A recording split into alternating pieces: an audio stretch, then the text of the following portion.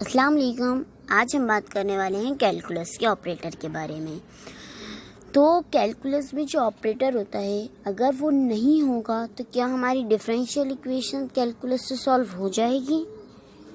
dy dx नहीं होगा तो क्या हमारी इक्वेशन डिफरेंशिएट हो जाएगी?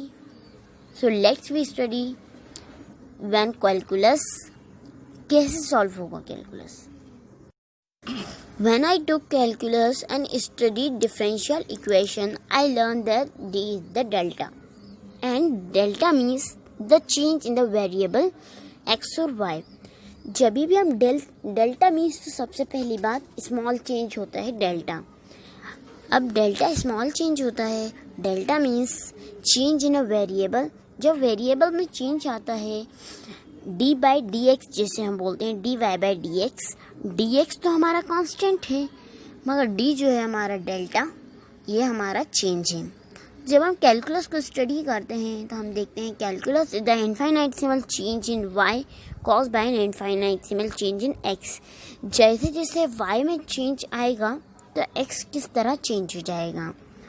तो आज हम इसी पे बात करने वाले हैं कि कैलकुलस एक टाइप क्या चीज़ है। कैलकुलस एक टाइप का रेशियो है।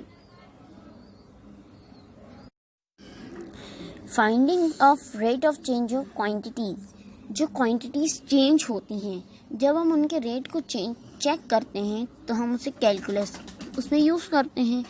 The above one is rate of velocity. You can find rate of change of water level in a tank.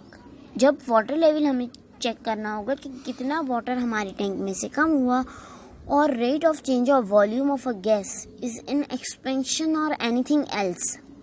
Water के रेशो को, वाटर के लेवल को चेक करने के लिए हम कैलकुलस लगा सकते हैं। हम गैस के वॉल्यूम को चेक करने के लिए कैलकुलस यूज़ कर सकते हैं। इस टाइप के हम इनफाइनाइटेसिमल छोटे छोटे से चेंजेस को हम डेल्टा यूज़ करके, डी मतलब डेल्टा, तो डेल्टा का यूज़ करके हम उसे कैलकुलस लगाकर उसकी क्वांटिटीज़ निकाल सकते हैं, उसका rate of change of moment quantities निकाल सकते हैं। To find the equation of tangents and normal to given curve at a point. कोई भी पॉइंट पे नॉर्मल जो रहता है हमारा कर्व, टेंजेंट्स इक्वेशन, ये सब हम फाइंड कर सकते हैं। To find turning points on the graph of a function which is turn will help us to locate points at which largest और smallest value of a function locally occurs. To create differential equation eliminating unknown constant, जब भी हम differentiate करते हैं किसी equation को तो कोई कांस्टेंट एलिमिनेट ज़रूर होते हैं। Similarly integration can be used to find area under a curved volume under plane. जब भी हम किसी एरिया को फाइंड कर रहे हों या किसी कर्व को फाइंड कर रहे हों, किसी का वॉल्यूम निकाल रहे हों, तो उसके लिए हम डिफरेंशिएशन यूज़ कर सकते हैं। The d in d y by d stands for nothing. It is symbol dx d by dx which carry meaning in this context. The mathematical notation dy by dx should be read as a d by dx of y and not dy by dx, which is utterly misleading. It gives the sense that mathematical quantity in question is a fraction of some kind, while it is not. Here dy by dx is actually an operator. d by dx जो है हमारा वो कहलाता है operator, which acts as a variable y। जो भी हमारी equation variable y होता है, जो भी हमारा फंक्शन होता है, हम variable y is equals to में जो भी हम फंक्शन को रखते हैं, उसको अगर हम y की जगह पुट कर इक्वेट करेंगे, हम उसे डिफ्रेंशिएशन के थ्रू या इंटीग्रेशन के थ्रू निकालेंगे एक कैलकुलस लगाकर, तो उसमें से जो भी वैल्यू हमारी आती है विच में be dependent on any number of variables in general. But what does this operator do? अगर ये ऑपरेटर करता क्या है? Well, it does three things to the variable sitting next to it. हम इसके लिए तीन चीज़ें कर सकते हैं। इनफाइनाइटेसिमली चेंजेस द वेरिएबल इटसेल्फ। जो इनफाइनाइटेसिमल वेरिएबल में चेंजेस आ जाते हैं, Infinitesimally changes the argument of the variable.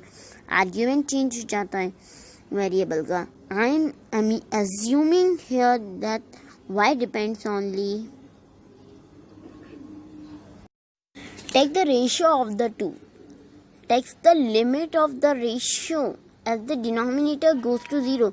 अगर हमने देखा कि हमारी लिमिट x टेंड्स टू 0 जा रही है, assuming we want to look at dy by dx at x is equals to 0 पे, as we will realize that it is the last step that differentiate dy by dx from a normal function. Why? Because the limit simply may not exist, क्योंकि limit simply exist नहीं करती.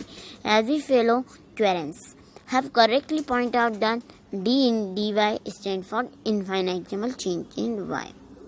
Thank you for listening this. And the last is colligative. This colligative operation is the action of d by dx on y. And the value of the limit thus obtained, it is termed as the differential coefficient, which is denoted by as dy by dx. Thank you so much. Like my video and subscribe my channel. Thank you so much.